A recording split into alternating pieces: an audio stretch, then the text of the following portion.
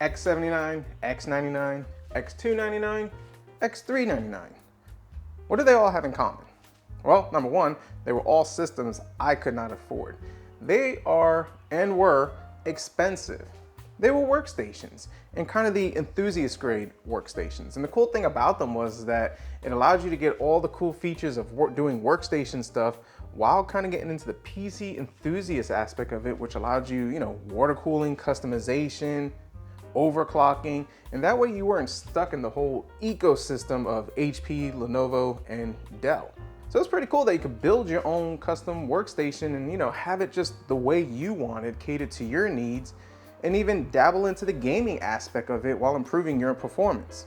Now, when you think of workstation stuff, you think of computer animation, graphic design, scientific research, and all that type of stuff. And the thing with workstation platforms and CPUs and that type of stuff is that it gives you more CPU power, more cores, higher amounts of memory, more storage, really cool stuff. And like I said, this stuff would cost you a pretty penny, and unless you were a hardcore enthusiast, it was not something that you typically were gonna buy. Typically, I saw that there were two types of people that were gonna buy it. Number one, the ones that just really liked that cool high-end, wanted the best stuff of it. But then again, workstations, although they were really good for gaming, they weren't the best for gaming. But I saw more so people that actually would buy the stuff, build their custom PC, have their own workstation set up, and have the best of custom PC gaming on it. So pretty cool stuff. But now, just like anything, cars, computers, just anything that's built, time gets the best of it. And years later, that workstation stuff, you probably spend $2,000 to $10,000 for the workstation, just depending on how many GPUs and storage drives and all that type of stuff. And then as time progresses, that stuff is really worth not much. Right now, at this time, x99 is one of my favorites. I've been picking these things up really cheap and doing quick flips with them.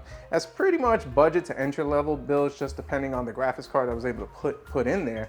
But still, with DDR4, 16 gigs of DDR4, 1 terabyte M.2, and pop in something like a 1080, you have a decent rig, and you can probably build one for about $300 to $400, and you still get a little workstation stuff. Not the best and the greatest, but you still get a little bit of that stuff. Now, X299 and $399, they're still going for a pretty penny. I had an X299 platform for several years that actually I just used as my test bench.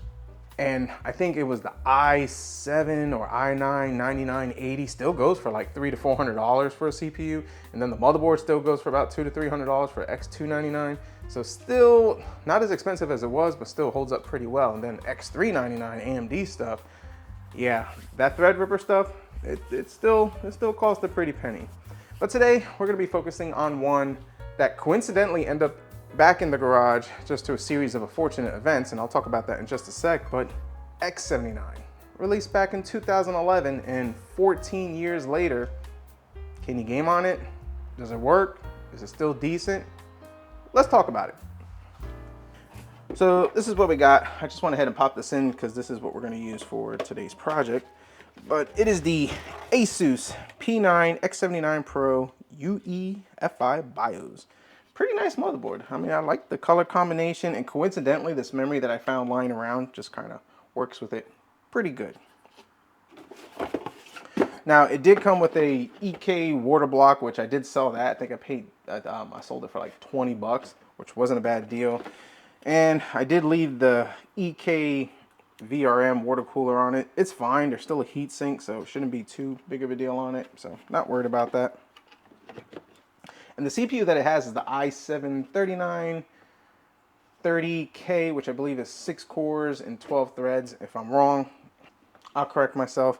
And that CPU, when it came out in 2011, was like $543 or $583, which, if you account for inflation, is a little over $800. And this motherboard was roughly about $300, account for inflation, $500. So you're looking about $1,300 setup in 2025. $800 setup, give or take, in 2011. Pretty crazy. And I remember back in 2011, I was able to get a CPU for like $100, a motherboard for $80, a graphics card for $100, and build a whole computer for, $300 to $400 brand new. And well, the motherboard and CPU alone cost like 10 of the computers I was going to build. But anyways, still Really cool. And for the memory, it's DDR3. And as we know, DDR3 is starting to date itself. Now, before we go crazy with DDR3 and e-waste and all that stuff, hear me out. I still have customers that are rocking i7 third gen 3770Ks or whatever they're called, with 32 gigs of DDR3, and they love the system. You got to kind of take into perspective, what are you looking to play? What are you looking to do with the system?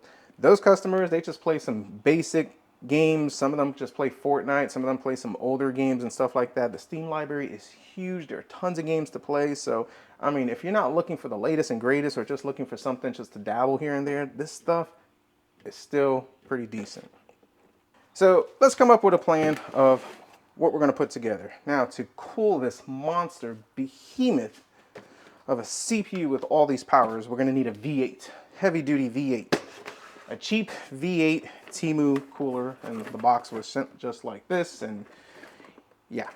So it has RGB, so you know that might give us a couple of frames per second. Nope, definitely not. Nope. And it's the cooler, 2 fans, and I mean these things go for like $20. They're okay. The one thing I don't like about it is that, and it makes no sense, they put the 2 fans into one connector, which I think is like the most dumbest thing ever. Because if one fan goes bad, you got to remove both, and then why? Just put 2 separate connectors. Save costs, I get it. So that's the cooler that we're going to use. And if you buy these coolers, make sure it comes with this x79, x99 socket 2011 bracket. And if it doesn't come with it, you can get these things for like $5 or $6 on Amazon, and that allows you to mount pretty much most coolers on it. So works pretty decent. Now for storage, even though it's 2011, we're going to bring this up to 2025 and just use a SSD. Well, then again, NVMe would be ideal, but this doesn't have that type of support for M.2 NVMe. But an SSD, 1 terabyte, psh, as cheap as they are, easy upgrades. And for the graphics card, now in 2011, a 55 series NVIDIA graphics card was ideal. What somebody would have used, the 580 Ti. I think there were some 590s, the whole SLI thing. Also expensive, but we're just gonna, you know, bump this up a little bit. EVGA GTX 1080. Probably gonna get some bottlenecks, but I mean, at least we could see how much this thing is really gonna bottleneck itself. I think it'll be fine. And for case fans, well, more Temu action, all that type of stuff. This is leftover from a project I did, and I didn't get to use these fans, but I think they'll get the job done. I don't know the name of them. I mean, it's got like this whole robo character. TGD Gamer, model ARGBR. That's an interesting model number. Life, 100,000 hours. Doubtful, but hey, you never know. And moving on to our power supply, I've picked up a bunch of these lately, $20. I know people say, oh, these are bad, they catch on fire, they don't get the job done. I do agree and I don't agree, but I mostly do agree. I've had one go bad in the years that I've picked up those power supplies pretty cheap. It passed the power supply protector, and I've been using this on the bench to test. So Thermaltake Smart 600 watt. Like I said, this is just to kind of tinker around. We're not gonna go too crazy with it. And for our case, the big boy. He's wide. And I'm really not a fan of these cases, but this one was one that a customer gave me. He did an upgrade to his personal build, and he said, hey, take it, do whatever you want with it. And well, you know, as far as who makes it, I don't know. I don't know where he got it from. And there's so many companies that knock off all these designs and everything like that. Some put their names on it, some don't. This one doesn't have a name, so we'll call this one the copycat. So now that we have our plan of attack, yeah, imagine that, a plan. And the most important part, the backplate. Folks, I'm doing better. You guys be proud of me. I'm actually using a backplate. Get a lot of hate if you don't use the backplate. I mean, if you don't have it, you don't have it, but I've been doing better with making sure I don't lose them or I just pick one up. But now that we have all that, let's go ahead, let's dive into the build and see how well this thing performs.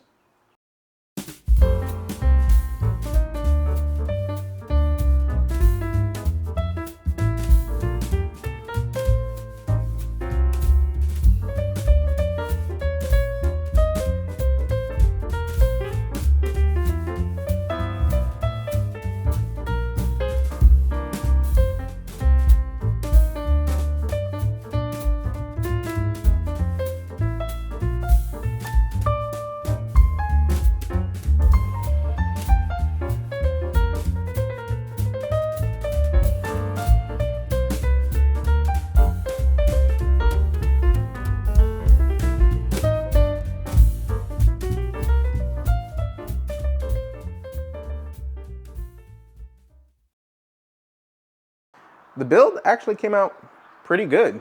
And this is why I like older hardware. So now this Asus motherboard has the black and blue theme, which I think is really cool. And I kind of hate that the new hardware has gotten away from that type of stuff.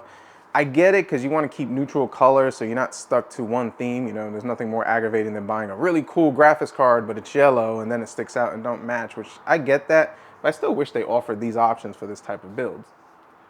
The blue fans really contrast it and look pretty good. Now, one thing I will say about this build, and I hate this, it looks great, it looks good, but just kind of ignore the CPU cooler. Just pretend you didn't see it, pretend it doesn't exist, or pretend it is the CPU cooler that this computer deserves. Let's just say it that way. Unfortunately, that Temu V8 cooler is the only x79 cooler that I do have in the garage. I looked around for other stuff and either I'm missing the hardware or whatever. And with this, that's the only way I can put the CPU cooler. It would look a lot better if it was in its normal position, but I'm kind of stuck with it there. If I flip the fan around, it hits one of the memory sticks.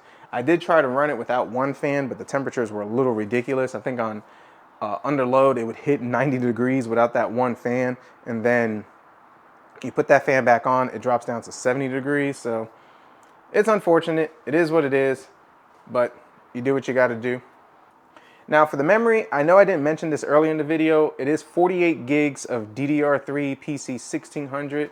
And the reason why I went with this memory is because the black and blue theme, I think it looks really nice just alternating back and forth on it. And I'll zoom in later after we do the benchmarks on it. Let's go ahead, let's dive into some benchmarks. We'll start off with our first game. We'll see how well this thing performs or it doesn't perform. Obviously, we're gonna have some bottlenecking with the CPU versus our GTX 1080, but I think that was a better graphics card to go with. Number one, it's what I had in the garage that was reasonable. Let's start with our first game and see what we got. So unfortunately for this, MSI Afterburner does not seem to want to work with this system or this version of Windows. I'm running Windows 10 Home and it just doesn't want to give me the statistics on it, which is kind of bummer because I like to see the bottleneck and real live action on that. CPU utilization, GPU utilization, the frame dips and all that type of good stuff, temperatures. It's really good stuff to get an idea of how well a system's gonna perform, especially like if I was to sell this rig, that's information that I could provide for the potential customer. But I'm not sure why it's not working. I reinstalled a couple of different versions of Windows. I tried different hardware, different graphics card. Maybe it's the motherboard. I'm not 100% sure. But either way, we do have the frame per second counter up there on Steam on the top left. I know you won't be able to see it, but I'll give you a play-by-play and you'll actually be able to see how this game performs. So 1080p, low settings, The Last of Us, see how it goes. So far we're just walking around, we're about 70, actually now we're doing pretty good, 100 frames per second, which is shocking. See if you can see that real quick, but actually not too bad considering. But honestly, no stutters. The dips are not that terrible. This is pretty playable, and I'm sure if we was to increase our graphics, you know, to like medium, we'd still get a good gaming experience. For a 14-year-old system, I'm impressed with this type of game. Now, obviously not all games are gonna have this type of playability, but for this, not bad. So let's dive into something else. So for our next game, God of War Ragnarok, and this is where old hardware like this does date itself. Check it out. God of War requires a CPU that supports these instructions: AVX2, F16C, FMA, not supported. Yes, older hardware still can play some modern games, but then games that have all these special instructions and all these requirements, unfortunately, it doesn't work. So, Hollow Knight. This is one that's, I mean, you can run this thing mostly on a potato PC, 1080p high settings. We're actually, maxed out 400 frames per second up in the counter. And I usually play this game with a controller, so I have no idea how in the world I'm supposed to get out of here because I don't know the controls. But anyways, the whole point of this is to show that there are games like this that are out there. They're pretty cheap. There's a ton of them, a lot of really good games like this. And with a cheap computer like this that you could probably put together for about $100 or $200 or even practically find it for free. Now, obviously the GTX 1080 would not be what you would find with it. But either way, for about 200 bucks, you get a computer like this. You can still get into PC gaming with a great Steam library, even EA games, and have a good time. So definitely something to consider. Now, there are other games like Fortnite, CSGO, Dota. Those play perfectly well on this system, and I've actually done reviews playing those games on an i7 3rd gen, if you want to check out how well they play. Obviously, with the 1080, and even with some bottleneck, you can get 1080p low to medium settings and get well over 60 frames per second. So the more common games that people play, you can play with these older systems. Obviously, the newer ones that are coming out, you're going to be limited to due to the CPU instructions, but hey, this stuff still holds up and works pretty decent. Now, old workstations, they don't hold up for that particular need for workstation stuff. And I find that when these type of systems are retired or just kind of, put out where nobody wants them anymore, they do hold up for good entry-level to mid-level gaming PCs. Now, like I've talked about on the channel previously, older hardware still holds up and there is a value for it. Whether you're trying to get into PC gaming, learning how to build computers, program computers, all that type of stuff, just because this was an old workstation that doesn't have value in that sense and you can't play the latest and greatest games, this is still a great opportunity to dive into computers for a low price, not break the bank, and then really decide if PC world is for you. And typically I find that people who buy systems like this, they get bit by the PC bug. They're like, wow, this is really cool. Well, I want to upgrade. And then they start by upgrading the storage, upgrading the graphics card until they get to the point where they're comfortable and they say, you know what, I want to put a new motherboard and CPU. I have had many customers that bought a cheap PC for me like this, got bit by the bug, and slowly but surely they learned on their own how to put together a PC and get into it. So I forgot to record the outro to this video, but let's go ahead and give you the final thoughts. So obviously x79 is dating itself. You're gonna run into issues with CPU support, DDR3. I mean, yeah, it's just not as spiffy as a computer that you would use, modern day with DDR4 and just newer generation stuff like that. But x79, if you're looking for a cheap starter PC just to get your feet wet, play some of the potato games, it does work well, but just don't get caught up on the price of it. I mean, I still see some people selling them for like $300 to $400 on the Facebook marketplace with 7 series graphics cards. So that's not worth the money, in my opinion. So if x79, if you do see that and you're looking for a starter PC, $100 is probably the most I would pay for a PC for x79, if I'm being honest for it. And like I said, it's just to get your feet wet, learn how to build a computer, put one together, upgrade it, take it apart, play some of the potato games, Roblox and all that type of stuff. But for old workstations, x99 is where I'm at. It's what I'm still using. If I see them cheap, I scoop them up, flip them, make some decent gaming PCs, and they work really well. And then the other thing to consider with x79 too is, lack of Windows 11 support. So now there is a way to bypass it, but folks, think about it. How long before Microsoft says, no more, you can't do it no more? And then now you have a system that you can't even use. I'm sure somebody's gonna come up with a way to bypass that. If not, I mean, you're gonna have tons and tons of e-waste out there just because there's no operating system. Yes, you have the Linux avenue, but not everyone's Linux savvy. I've been doing computers for years and I'm still not comfortable with Linux. So with all that being said, comment down below, let me know your thoughts, concerns, criticisms. What are your thoughts and your experiences with x79? Are you rocking one? Would you even still mess with them? And what are your thoughts on this build? If you like this video, definitely hit the like button, subscribe if you're not, and as always, we'll see what we come up with next.